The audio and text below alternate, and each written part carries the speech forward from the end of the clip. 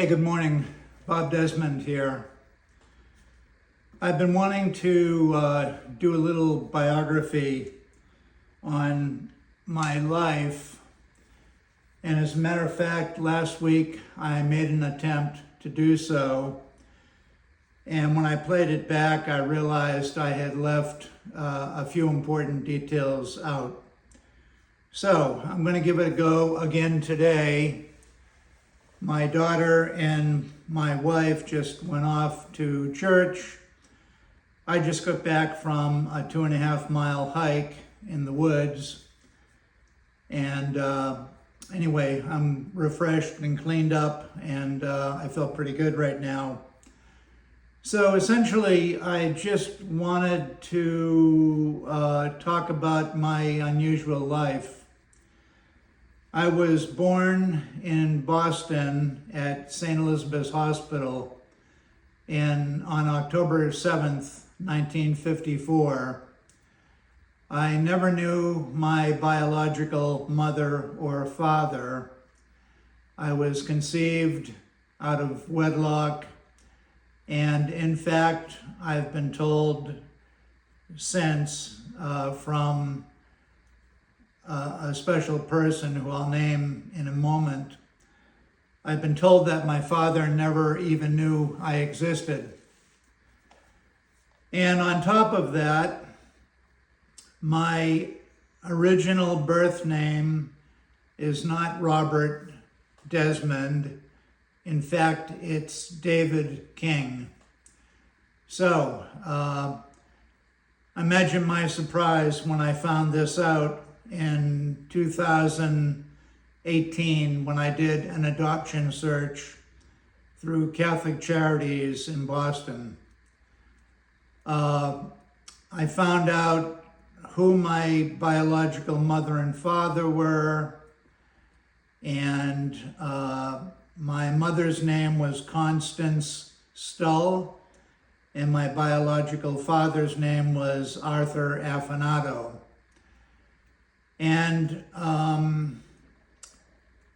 after I was born, it took a while, but at about 5 months old, I had been in a foster home, and somehow through the grace of God and some other political connections, my adoptive mother and father, Henry Desmond and Muriel McDougall Desmond, they somehow got a hold of me and adopted me at 5 months old.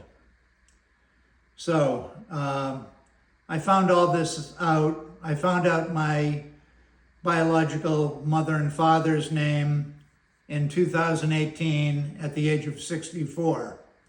I went my whole life not knowing the mystery of where I came from. Anyway, so that's where I started off. My father, my adoptive father, Henry Desmond, was a wonderful man, an educated man, went to Boston College. I think he graduated in 1940. Smart man, fun man, happy man, easy come, easy go man, party animal, loved football, loved Boston College, loved his Scotch whiskey, and loved to play golf. And in fact, he wanted me to be a football player.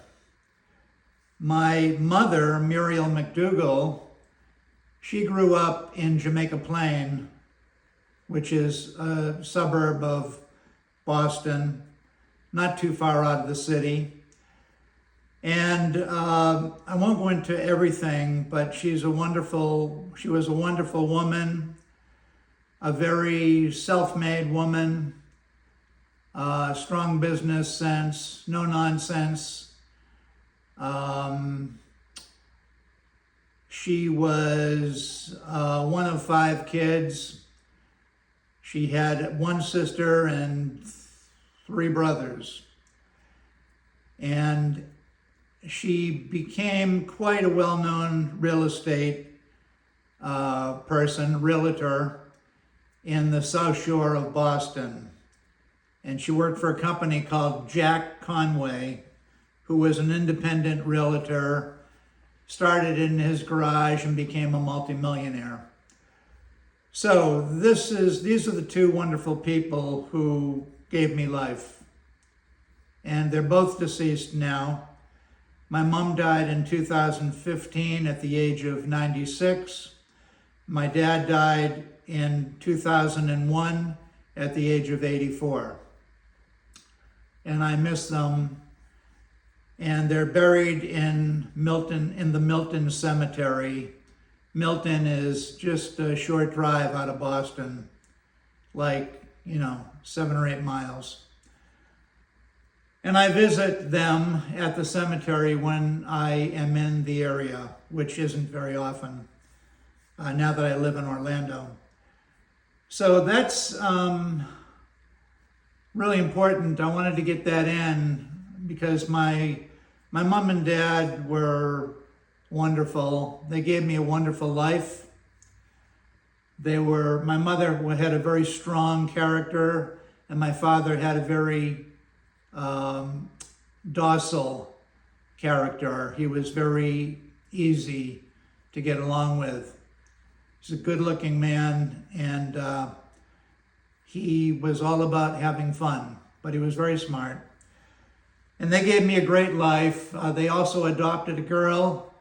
She was their first child they adopted, my sister Barbara. And she still lives in the town that I grew up in, Scituate, Massachusetts. So, I don't see Barbara very often.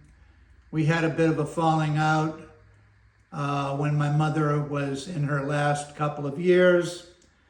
And I won't go into all of that, but we never resolved the issues, and I just don't see her anymore. We're very different, she and I.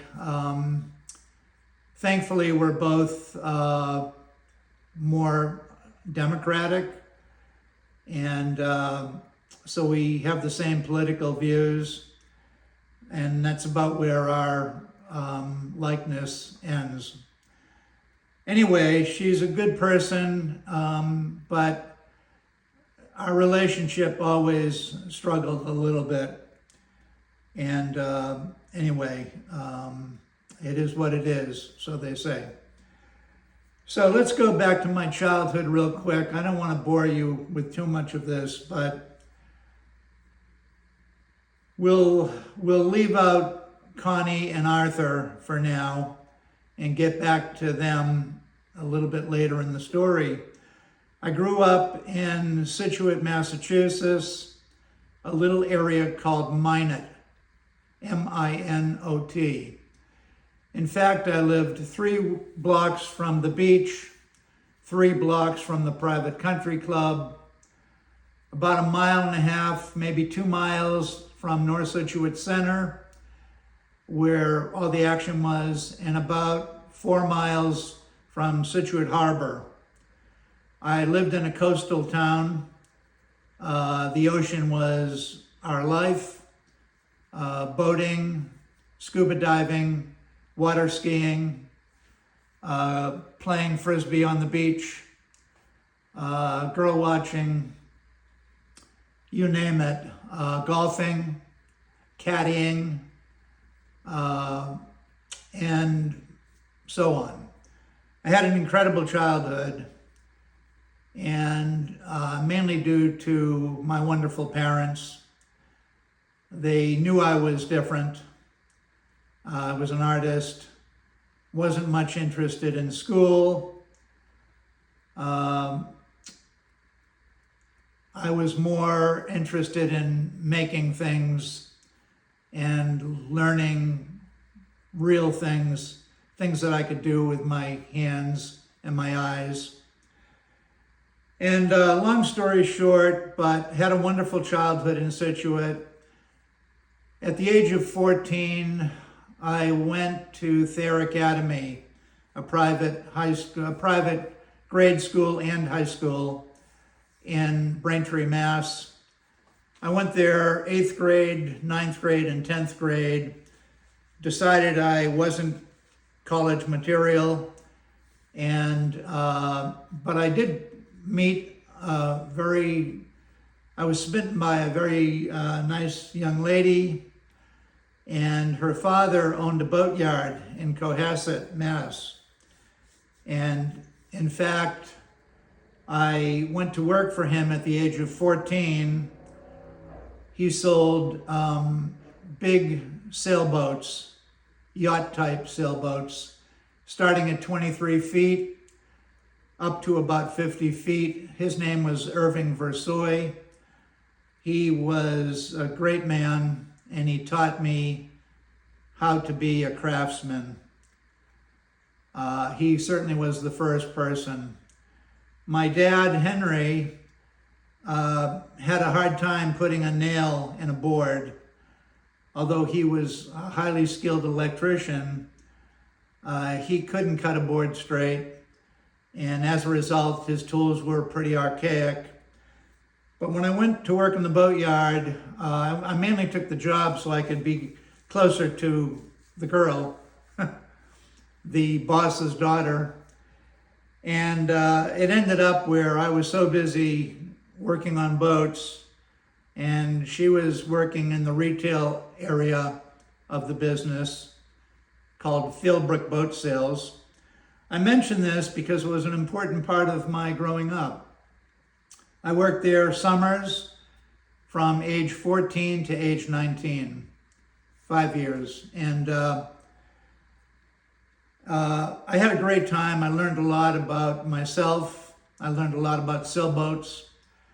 I did a lot of things that no normal man should let a 14-year-old kid do, like drilling 4-inch holes in the bulkhead of, very expensive sailboats in order to put in instruments like compasses and depth finders and knot meters, how many knots are you going, etc., wind indicators, etc., radios, entertainment systems. I was doing all of that. And plus pumping gas and painting the bottoms of sailboats and even selling merchandise in the retail part of the business. Cohasset was the next town over from Scituate. I used to ride my bike over there. It's about, I would say it's about a 5 to 6 mile bike ride. And when I got old enough and had a car, of course, I would drive over there. Anyway, I continued to go to Thayer Academy until I finished my sophomore year, and then I went back to the public school system and tried to figure out what I was going to do for my life. I had very strong artistic abilities. I could draw and paint, but I thought that's too much work. I want something easier. So I went into photography. When I was probably about 16 or 17, I bought my first camera in Harvard Square, Cambridge. Underground Camera, in fact, was the name of the camera store, and it was underground. And Irv Versoy, my boss at the boatyard, he knew a lot about cameras. He taught me all about f-stops and shutter speeds and film speed, and he was the person who explained it to me, as he also explained to me how to work with hand tools and drill presses and so on. He was a fine craftsman. He was a pretty important person in my teenage years. And he gave me a lot of challenges, as far as my craftsmanship skills. And I don't think I ever disappointed him. But anyway, when I was 19, not 19, when I was about 18, I'm going to cut ahead. I used to hang out in Nantasket Beach, and I'd go over there after work in the summertime. Cohasset was 2 towns over. Actually, the way I went, it was only 1 town over. Cohasset and then Hull, Hull, like the famous hockey player Bobby Hull. And anyway, I had a friend who, one of my best buddies growing up, his family moved over to Hull and they bought a hotel. And we used to go over and hang out at the hotel. And one day I brought my guitar over. I was about 18 and trying to think if I was 18 or about to turn 19. Or if I was 19. I think I was 18, about to turn 19. So anyway, we're sitting on the seawall playing guitars, singing, looking for attention. And these 5 girls walk by and they make the mistake of stopping. So out of that meeting, 3 of us ended up marrying 3 of them. And I met my wife, Teresa, on that day. And I won't go into all of the long story of that, but we fell in love and got married 5 years later. And as I sit here today, we've been married almost 47 years. So we've been together for 52 years right now, this moment. So my wife was a wonderful human being and is a wonderful human being. She became a nurse and spent her career in the emergency room as a nurse and as an administrator. She was very intelligent. She has 2 brothers and 1 sister, and they're all wonderful and very smart. And 2 of them are Democrats and 2 of them are Republican. And that's the way it is, folks. But anyway, they're all wonderful. And in fact, we were married in 1978, June 24th, in Framingham, Mass. And we ended up having 2 children. Luke came around on April 27th, 1983, and Elizabeth was born January 8th, 1985. And they're the love of our life, and they're both wonderful kids. Luke is 43 now, and Elizabeth is 41.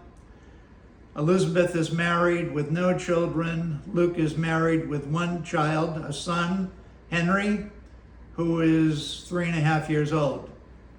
And Luke, Anna, and Henry live in San Francisco, and Elizabeth and her husband, Adam, live in Windermere, Florida, about 7 miles from my house. My daughter became a calculus teacher on the high school level. In fact, she's like the #1 calculus teacher in the county. And my son became a director of operations for the Rare Wine Company out of Brisbane, California. So they both ended up professional people with professional careers, and they're both great people, and they married good people. And I see my daughter a lot. I don't see my son as much because of the distance. We live in Orlando. That's another story. But anyway, let's cut ahead. I went and became a photographer. I went to 2 schools for photography before my children were born. I went to the New England School of Photography, and I went to Benjamin Franklin Institute where I graduated at the top of my class and was guaranteed a job in commercial photography. So that was cool. That happened in 1975. My wife graduated from nursing school, I think in 70,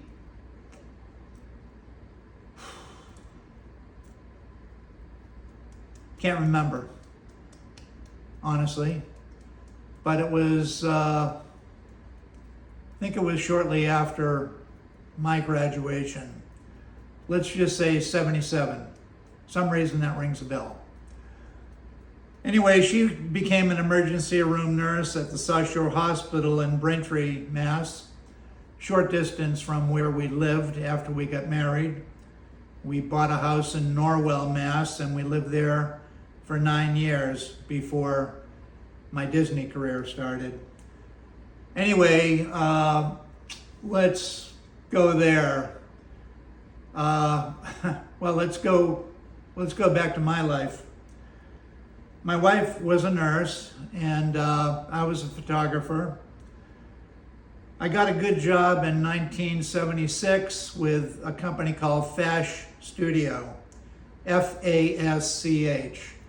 They were a commercial photography studio.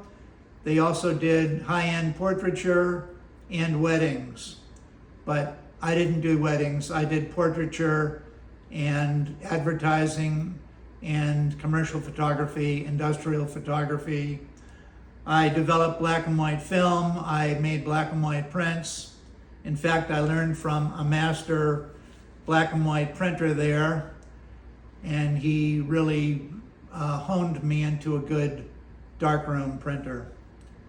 His name was Vin. I stayed there 3 years to the day. The boss was about to retire, Cliff Fash, and he wanted Vin and me to take over the business. And I wanted to go into Boston and work for some advertising, for some hardcore advertising photographers. So I declined the offer and I left after 3 years. I went into Boston and worked for Frank Foster, an independent advertising photographer on Newbury Street. I worked for him for about 1.5 years. I managed his lab, color and black and white, and I also assisted in photo shoots. I worked for Frank, and then I got kind of tired by the way things were running there, and I left, and I went to work for a woman photographer by the name of Carol Kaplan. Carol was a great advertising photographer, a very talented woman. She was a little bit older than me. I would say she was 7 or 8 years older than me. She had a very good client list. She was a wonderful photographer. And I became her assistant, but I took over her darkroom. I rebuilt it from scratch and did all of her black and white developing and printing, photographic developing and photographic printing. I worked for Carol for about 1.5 years, and I was in the middle of a big print order right before I quit. It was April Fool's Day, and I went in to work on a Monday morning and had a ton of work to do. And I had all my pictures hanging on the wall in the darkroom. And one of my coworkers thought it would be a funny thing to remove the pictures and put all of his pictures up. Keep in mind, we're talking about maybe 20 pictures. They're beautifully mounted under glass and all dusted, and it was a nice presentation. I didn't find that very funny, and I was shocked when I walked into the darkroom because I had so much to do that day. And he came, this fellow friend of mine, let's just call him Andy because that was his name. He came in and he was laughing, and I said, I'm guessing you did this. And he said, yeah, ha, ha, ha, April Fools. And I said, well, I don't find it funny, and I have a lot of work to do today, but now we can see what kind of a printer you are, because I quit. And I was pissed off and got on the first bus back to the South Shore, because I used to take the bus in from the South Shore, Norwell, where I lived.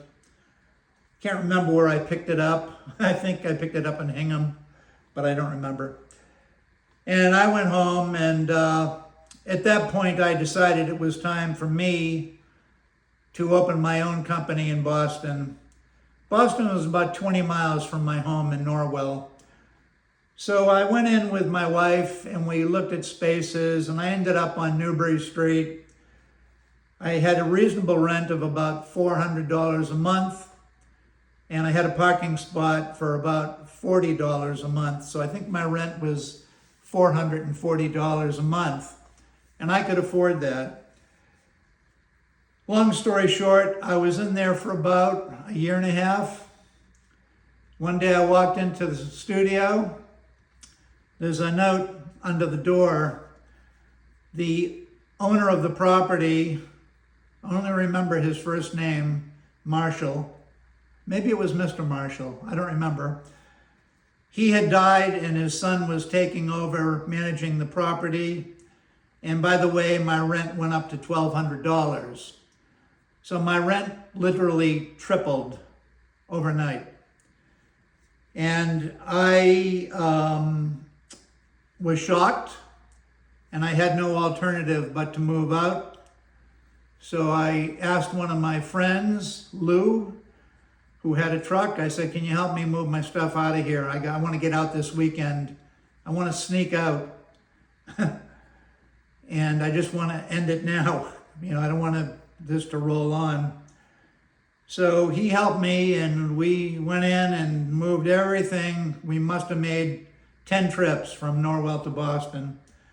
Moved everything out back to my house, put everything in the cellar, and came up with the idea of building a studio onto my property. This is around 1981,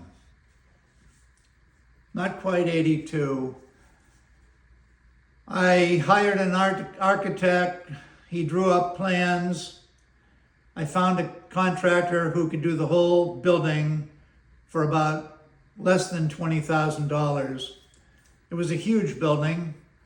It was about 25 feet wide by about 35 feet long, cathedral ceiling, and it was attached to the house with a separate breezeway with an inside porch. It was quite a beautiful place.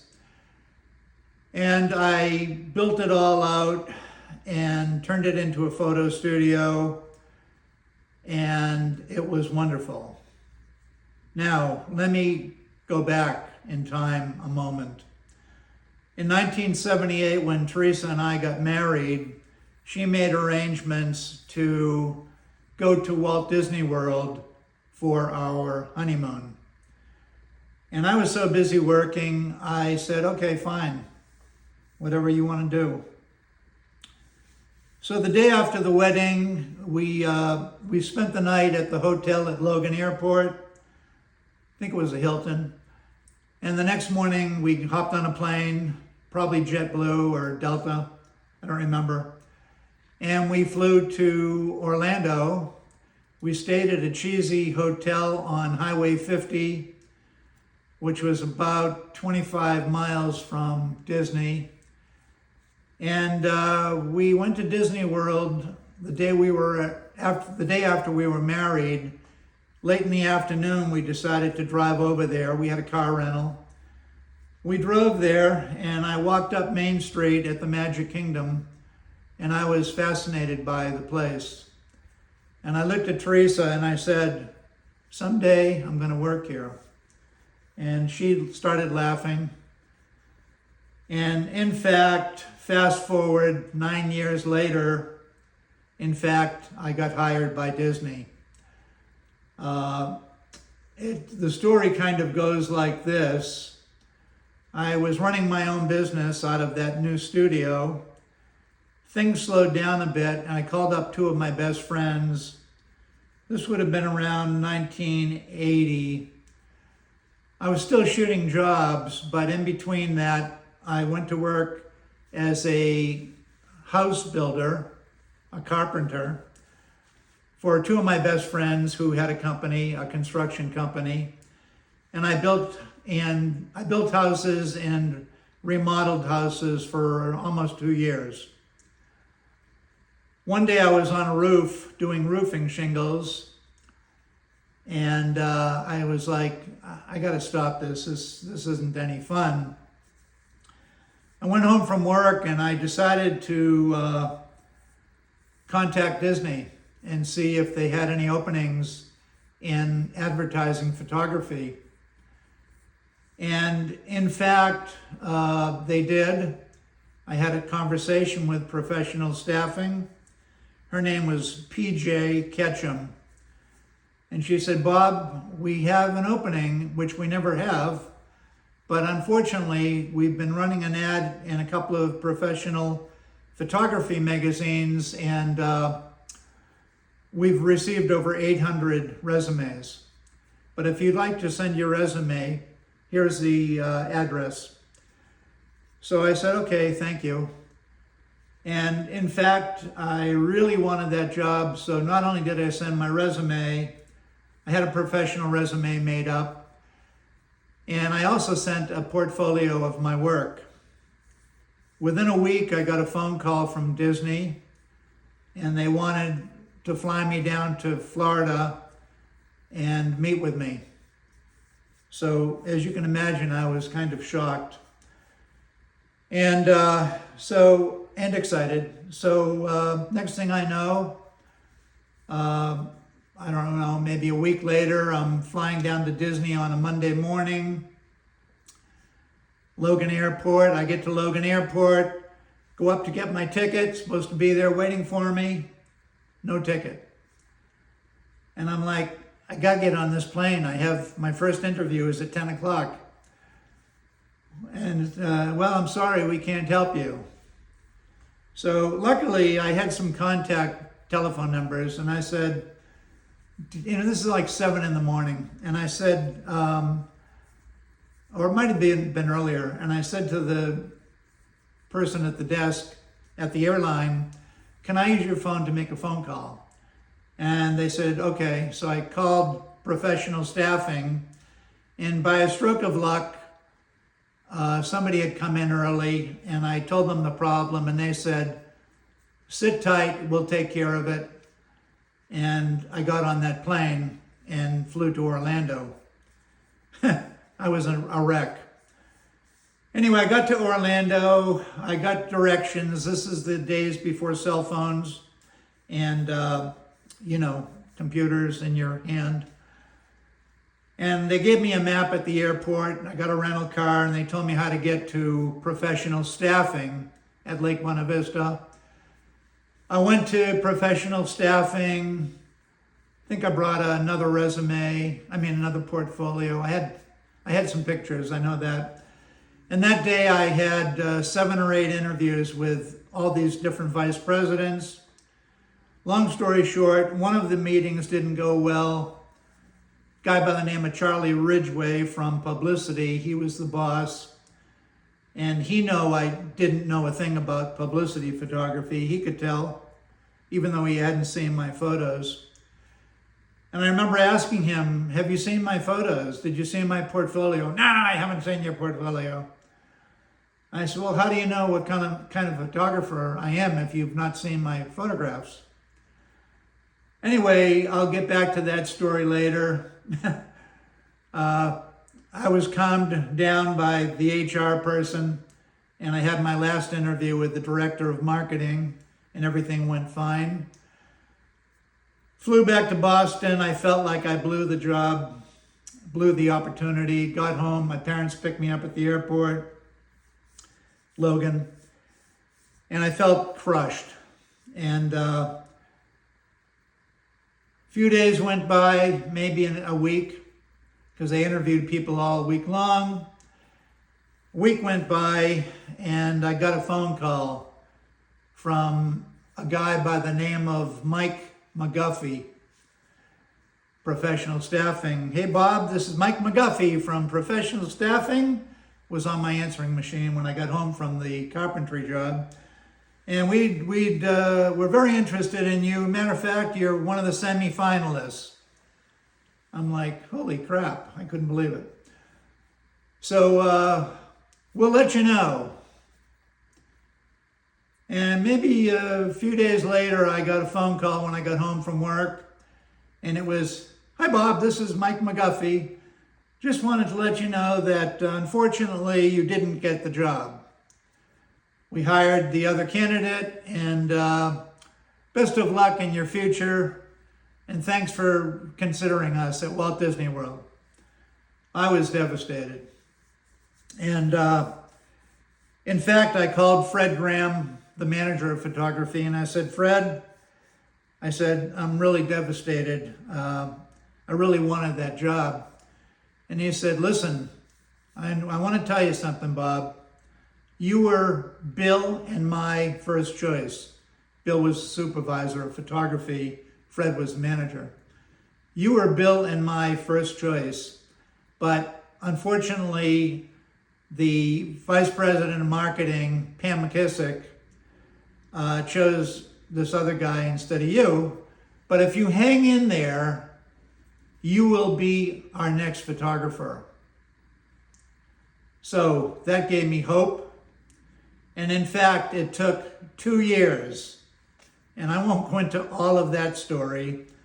2 years later, I'm working for an architectural photographer in Boston by the name of Peter Vanderwalker. He's one of the best around. And he went to Harvard. He was a very smart guy, way out of my league. But I had talent, and he needed me in his darkroom. He had a color darkroom, and I took it over and improved it considerably in the 2 years that I was with him. I did all of his printing. Everything was 4x5 film. You know, the old view camera where you put the cloth over your head. Peter was a very talented guy, very smart. We got along fairly well. We had a couple of, headbangers, but overall we got along fine. And the day that Disney called me to tell me I got the job, in fact, I was in total darkness, printing in the dark room. We had a telephone in the dark. We took the light out of it. And I answered the phone one day, and it was the manager of photography at Disney World, Fred Graham, and he said, I got some good news and I got some bad news. You got the job and you have to be here in 2 weeks. So I was thrilled. I got out of the dark room immediately, went into Peter's office, and I said, Peter, that was Disney. And all of a sudden the look in his face went white. And I said, I got the job and I'm taking it. And he says, what can I do to make you stay? And I said, unfortunately, Peter, this is a life-changing job. There's nothing that you can say that's going to make me stay. As much as I've enjoyed working for you and so on, and as much as I enjoy you and your crew, which was a bookkeeper, him and a bookkeeper, and his wife. He worked out of his home. And in fact, the photography lab and office were on the 3rd floor of his beautiful Victorian mansion. But anyway, that's another story. So I took the job, drove down to Disney. My start date was October 12th, 1987. My birthday was October 7th. That was the day I left for Florida, got in my car, packed it up with all the important stuff. Guitars, cameras, photographs, and clothes.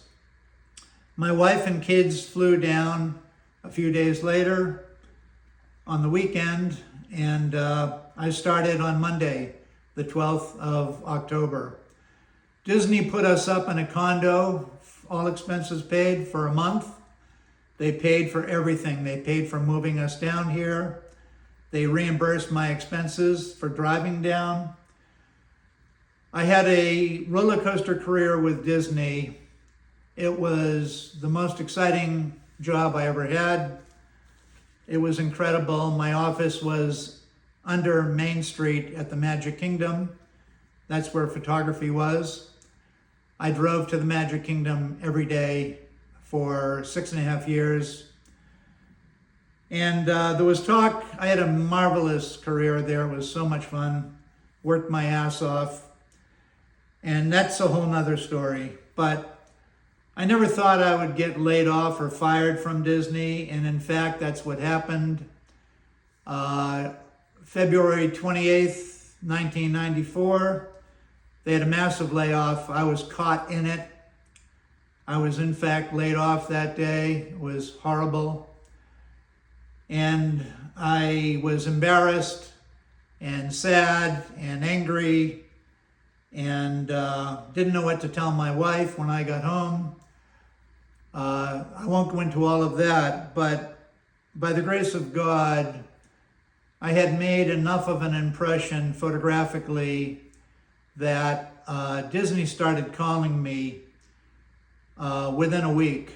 I was back over there as a freelancer under various contracts, working for various departments: Walt Disney Imagineering, Disney Vacation Club, Disney Community Relations, Design and Engineering.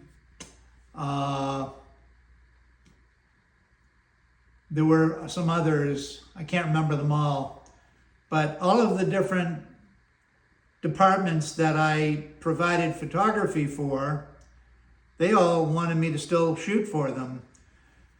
And this is a time in the Disney history where they were starting to outsource professionals like me. So I started shooting again for Disney and did a lot of stuff for Walt Disney Imagineering. Matter of fact, eventually I became a Disney contractor,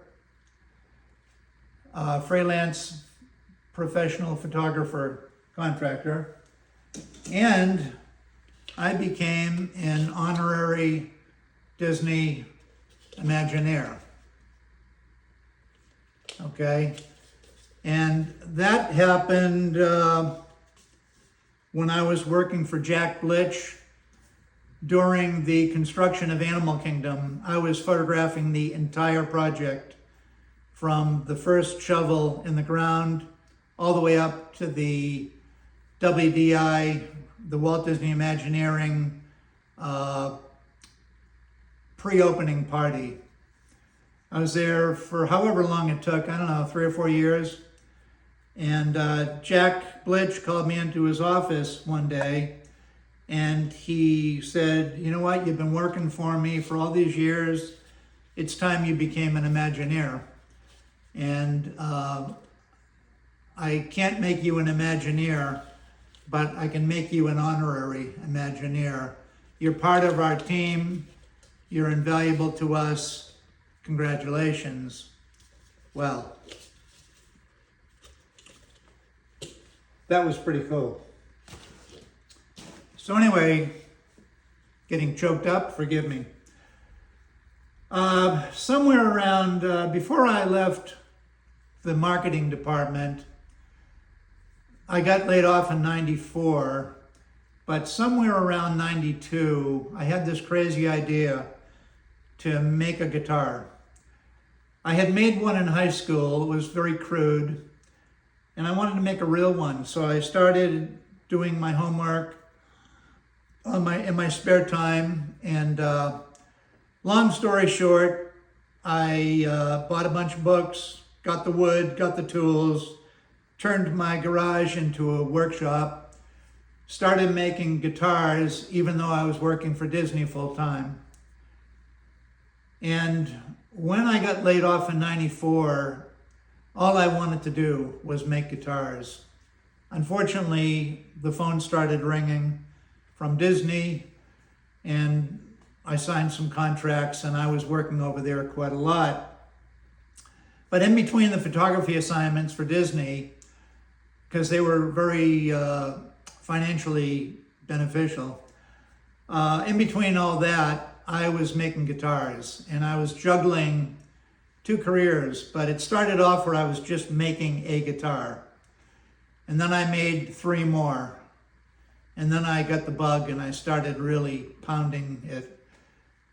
And to go back, when I was making my first guitar in 92, might have been 92 or 93, I went to a concert at the University of Central Florida, and I was introduced to a legendary guitar maker, the great and late Manuel Velasquez. And I never had heard of him. I didn't know who he was, but he was famous, and he invited me to his workshop. And I spent about 17 years visiting him fairly regularly until it eventually ran out and they didn't want me there anymore. But I spent about 17 years being very good friends with the Velasquez family. They helped me out, I helped them out. We had a lot of fun together. I learned a lot about guitar making from Manuel Velasquez. He didn't show me everything, but he showed me quite a lot. He had some secrets, and I respected that. But he was very helpful, and I was also taught by the late Robert Ruck, who was one of my favorite guitar makers anywhere. And I was a bit of a pest to him in the beginning, but eventually I got him free tickets to Disney World, so that smoothed things out. And I picked his brain for years, and he was very kind to me. And I'd also like to mention Irvin Samaji, who taught me how to make rosettes, because Manuel Velasquez would not. And we did that through the mail, and Irvin, who is a world-class steel string guitar maker, he also makes nylon string guitars, of course, but I think he's more known for his steel strings, and he's a brilliant man, just a wonderful guy. I mean, he's like the best guy you could ever meet. And unfortunately, he lives in Oakland, California, which isn't too far from where my son lives now. My son used to live in Oakland for a while. But Irvin was very helpful. And I had a couple of other people, Jose Mata, who lived in Florida. He was an engineer, and he dabbled in guitar making. He was helpful to me in the early days. And also Jeffrey Elliott, a great American guitar maker. He helped me a little bit in the beginning. And there may have been a couple of other people, but my main influences were Irvin Samaji, Robert Ruck, Manuel Velasquez, and to some extent, Jeffrey Elliott. And anyway, I got very serious about guitar making, and I juggled professions. And of course, we moved to Orlando. My kids grew up here. My son and daughter both went to the University of Florida. My daughter got her master's from the University of Central Florida. Excuse me. Both of my kids graduated from the University of Florida, the Gators. But my daughter got her master's from the University of Central Florida, the Seminoles, I think. Maybe I'm wrong. Forget that. I don't know what the name of their football team is. But UCF. And anyway, my daughter lives nearby. I see her a lot. And she and I are very tight. And my son and I are further apart in distance. And we tend to butt heads a little bit, but the love is there. And so here we are. A couple years ago, I was getting close to starting to think about retirement. I had some eye problems, and I thought it was my cornea. And in fact, I had a tumor in my brain. And it took like over a year to find that out. 6 ophthalmologists, losing my eyesight in this eye, and had a very difficult 2024 and 2025.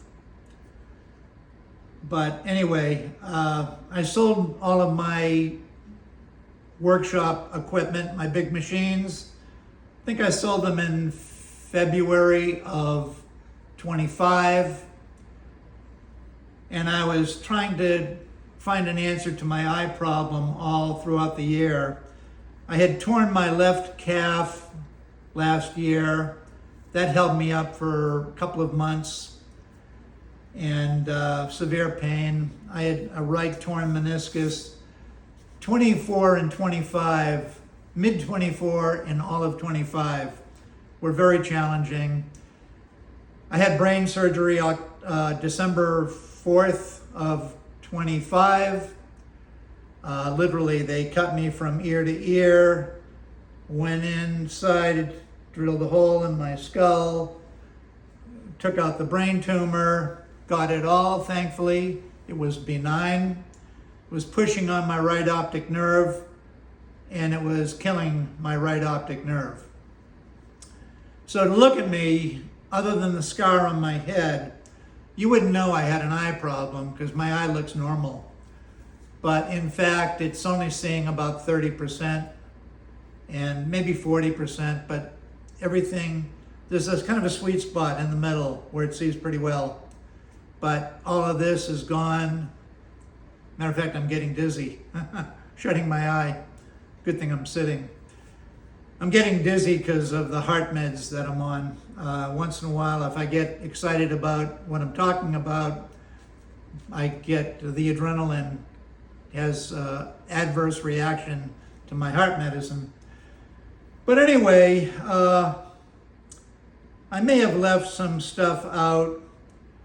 We were going to move late last year, but because of the brain surgery, we pulled out of it and lost $1,700. In fact, that house that we were going to buy has gone down in price $30,000, and nobody's bought it yet. But I don't think my wife wants to move anymore. We have a pretty nice place here. Swimming pool right out this window. We have a almost 500-foot model railroad in the backyard. It's all fenced in. We have the nicest lawn in this neighborhood out front. My wife and I take care of it meticulously. We live 12 miles from Disney World. We have a few nice neighbors. We have wonderful stores around here, a good school system, lots of churches. We have a local community park where I go hiking in the woods. I-4, Interstate 4 is just a few miles from here. So it's easy to get all over the state of Florida.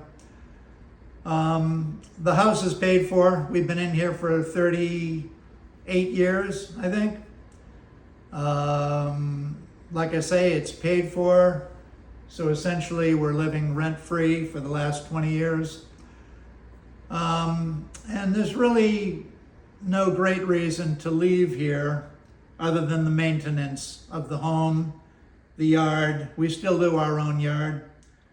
The railroad, the pool, etc. And getting to where I am now with guitars, I'm not shooting any more professional jobs. The last professional job that I shot for Disney was in 2019, and I was working for another Disney senior marketing photographer who is another former Disney Yellow Shoes photographer like me. He hired me and another former Yellow Shoes photographer, and we went over and did a big project for Disney for a couple of weeks. But other than that, my professional photography days are over with Disney. I am finishing up my last 2 classical guitars right now. Anybody that watches my channel knows that I'm working on a couple of guitars.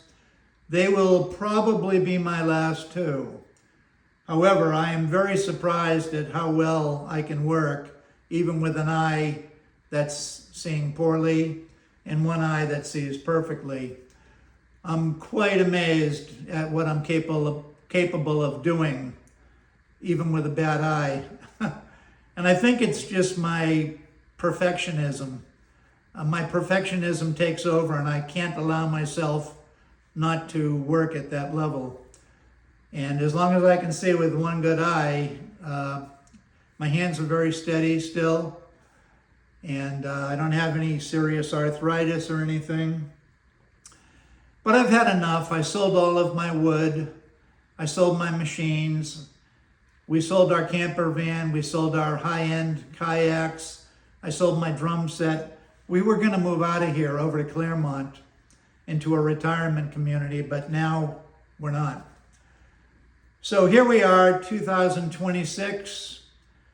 Brain surgery was a success despite the scar, and I don't care about that anymore. I wear a hat most of the time, and I feel pretty good. I walk at least 15 miles a week, 15. I did want to say one thing about my adoption. My biological mom and dad. In 2018, my mom died, and my adoptive mom died in 2015 at the age of 96. 3 years later, I decided it was time to find out where I came from.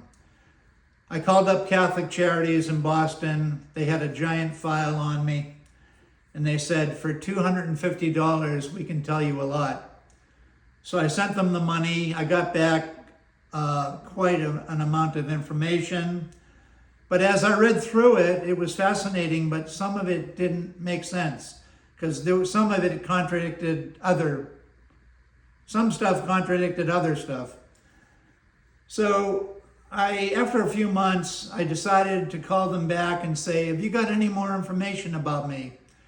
And they said, yeah, we do, and we can also find some of your siblings, and we can give you more information for another $200. So I sent a check, and they said it's going to take a couple of weeks. And about 2 weeks later, I was in my workshop, phone rang. It was my case manager, Wendy, in Boston. And she goes, Bob, I have a lot of stuff to tell you. Are you sitting down? And I said, should I sit down? And she said, yes, you better sit down. This is a lot to understand.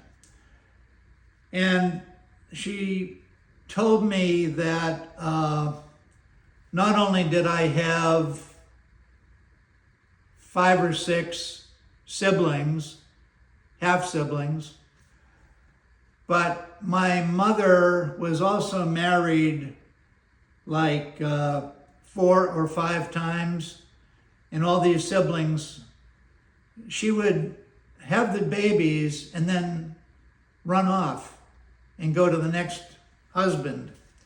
And they were all military. My mother was into flying. In fact, she had a private pilot's license. Imagine back in the 1940s and 50s, this is a woman who did what she wanted to do. Her name was Connie, and I won't go into everything, but I found out that I had several half-brothers and sisters, and I had one full blood brother who lived in Concord, Massachusetts. And in fact, he's agreed to call you up this afternoon at 4 o'clock. And I'm like, holy crap, you kidding me? So are you going to be home at 4 o'clock today? And I says, well, I am now. Excuse me. So, 4 o'clock, telephone rang. Hi, are you Bob Desmond? Yep. I'm your brother.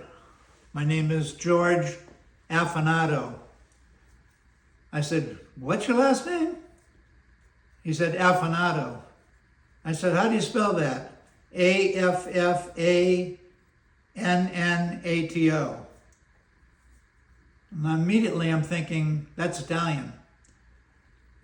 I got dark skin. I said, Affinato, is that Italian? He goes, Sicilian. So I just found out that I was Sicilian. That explains the dark skin. When I had hair, it was very curly. And it also explains my lack of being able to put up with a lot of BS from people who aren't nice to me. That explained a lot. Finding out that I was Sicilian. And in fact, my father, Arthur, was the Sicilian one. He looked very Sicilian, and I looked just like him. You could not deny that I was his son. We look exactly alike, especially in the eyes and the hands. He was a professional jazz guitar player in Boston, which is ironic that I was a guitar player, and my brother George, who I did meet, he surprised me and flew down here one day and met and spent the weekend with us. And then I flew up there, 2018. He flew down in September, and we flew up in November. And so I get to meet him and his girlfriend, who became his wife. I got to see where he worked and lived, and in fact, we look quite a lot alike. He's a little smaller than me, smaller hands, very talented guitar player, songwriter. We're both songwriters, and he had a rough life. He didn't have the life I had. I grew up with a bit of a silver spoon, and he had a tough time. And I won't go into his story. Unfortunately, I met him in 18. He had issues, and long story short, it didn't work out in the long run. He sent me a very nasty letter in March of 2019, and I read it, and that was it. Nobody sends me a letter like that. Life is too short. And I responded and told him, have a nice life. I never saw him again. Unfortunately, he passed away a couple of years ago from lung cancer, and which surprised everybody. I also had a half-sister, Deborah Sanders. Sanders or Saunders? I should know, I can't remember. I met her, she lived in Lakeland, Florida. She had some physical problems, and she passed away about a year after I met her. She was very obese and, had some serious health issues. But she was wonderful. She had a great sense of humor. She was very smart, and I thought she was great. Her brother, Tom Sanders, or Saunders, I think it's Saunders, he lives in Colorado, and I met him in Orlando. He came to visit his sister. I met him and his wife, Debbie, at an Olive Garden at Lake Buena Vista over near Disney, if I'm not mistaken. one that I frequented. And he's a great guy. He was an architect who had retired, and I got to know him for about 1 hour. He lives in Denver, Colorado, and I haven't talked to him since, although he sends a Christmas letter every year. I also have a brother, Carl Jensen, or Jensen, I should know. They call him Skip, and he lives somewhere out west. I don't know where. He's got a daughter named Jennifer, and she's friends of mine on Facebook. And then to go back to the first two children of Connie and her first husband, Harry King, thus the name David King. Harry King and Connie's first husband, they had two kids, William, Billy, and Sydney, the girl. And they're both deceased, but they have children. And in fact, I've talked to their children. And one of them, Dawn, was instrumental with me meeting everybody.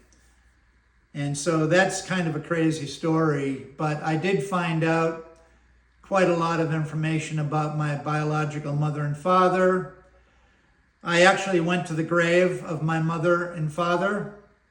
I remember going to my mother's grave, I'm talking about Connie, with my brother George. We went together.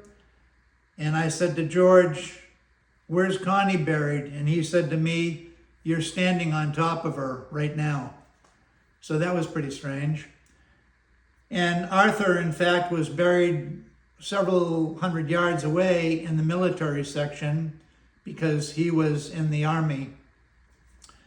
And I went over and saw his grave as well. So in fact, I have a birth certificate that says David King. And so I have two names. My first name was David King, and when Henry and Muriel adopted me, my name became Robert Boyd Desmond.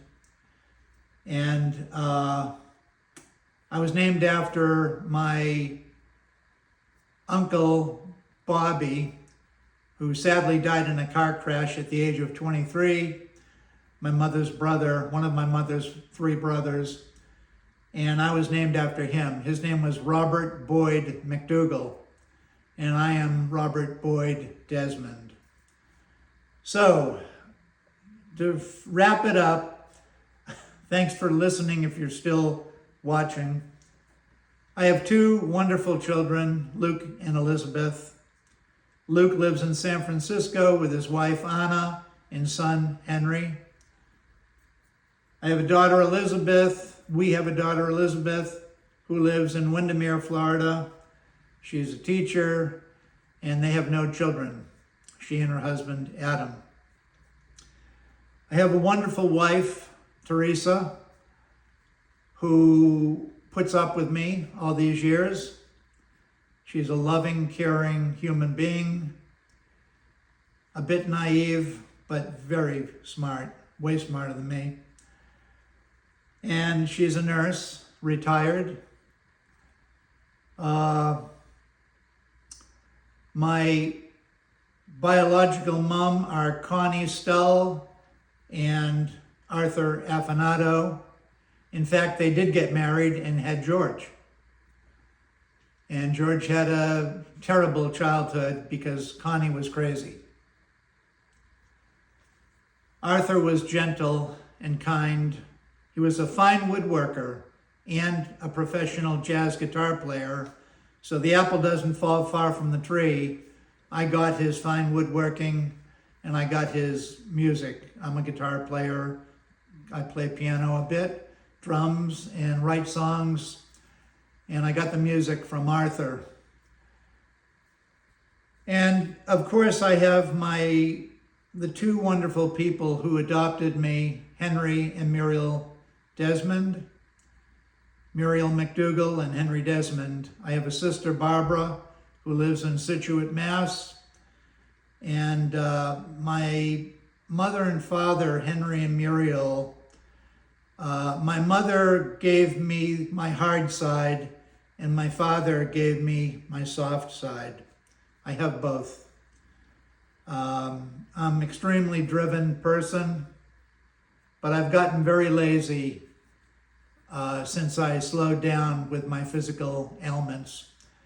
I'm an avid hiker. I love to walk.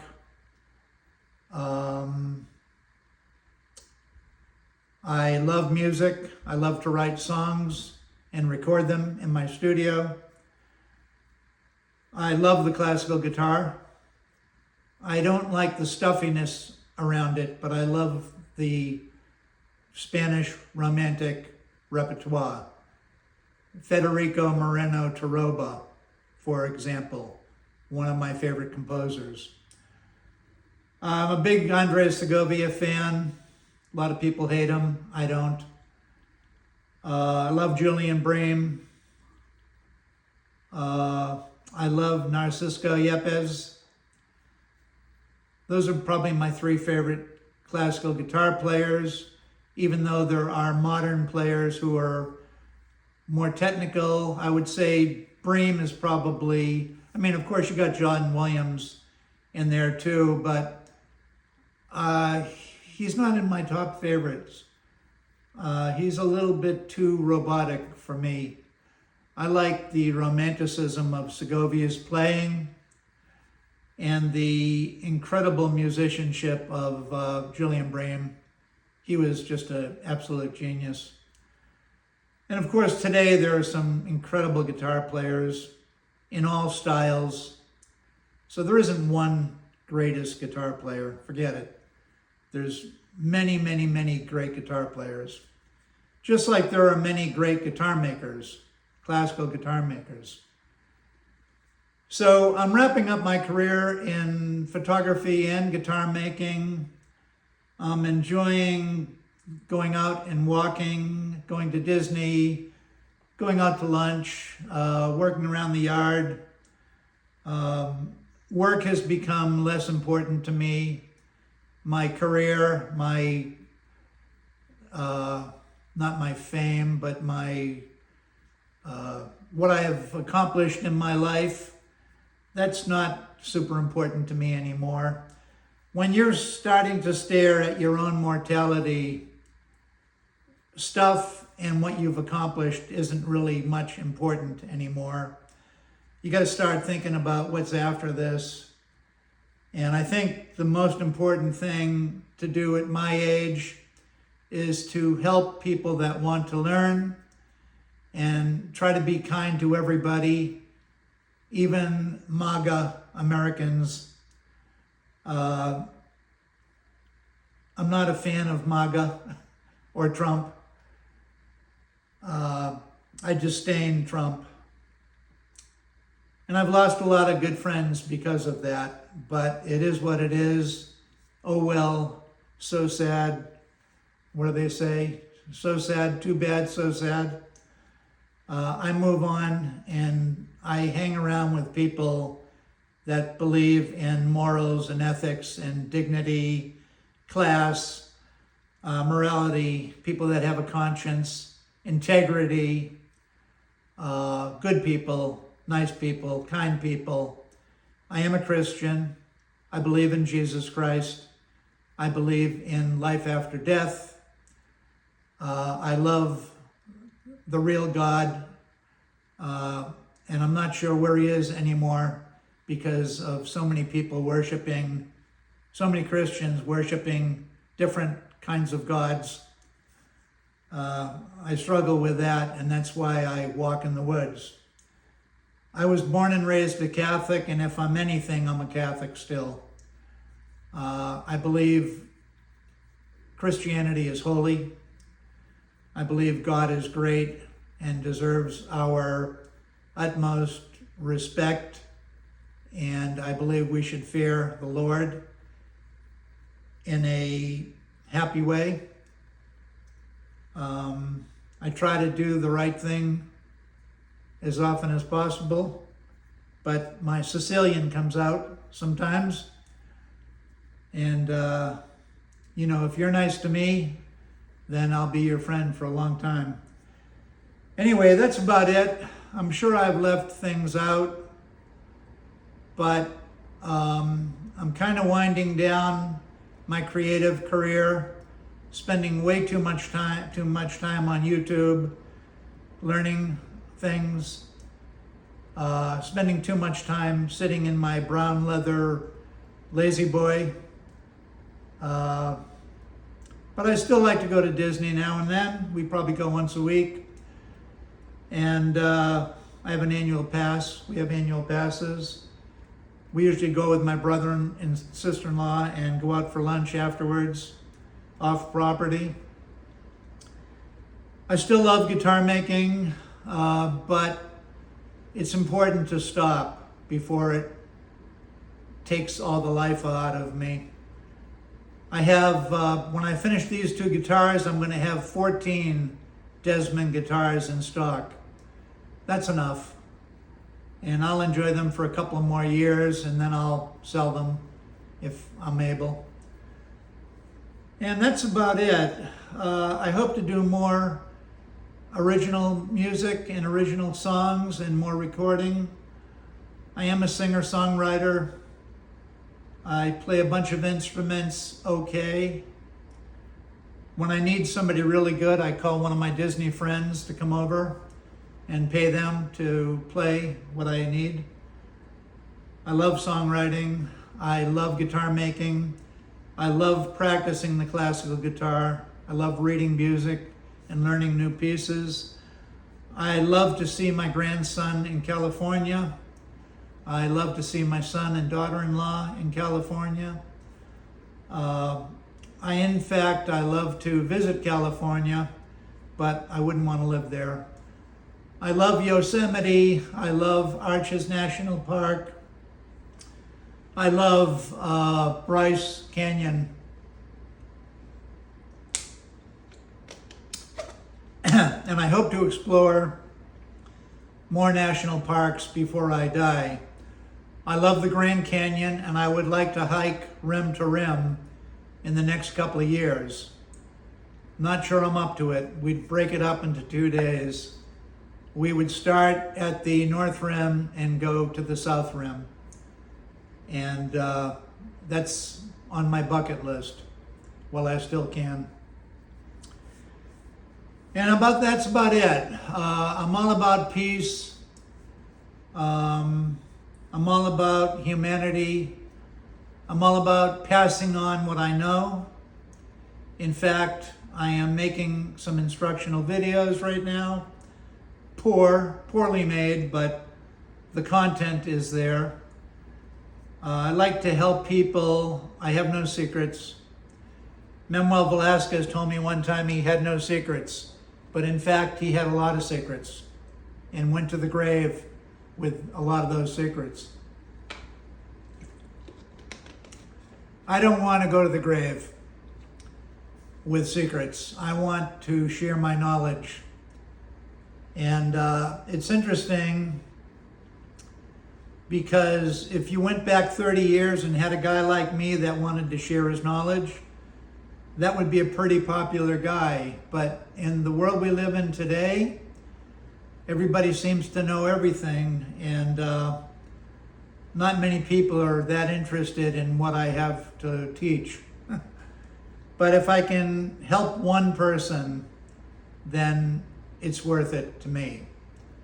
And the videos are on the internet, so if somebody bumps into them and wants to learn, then that's fine too.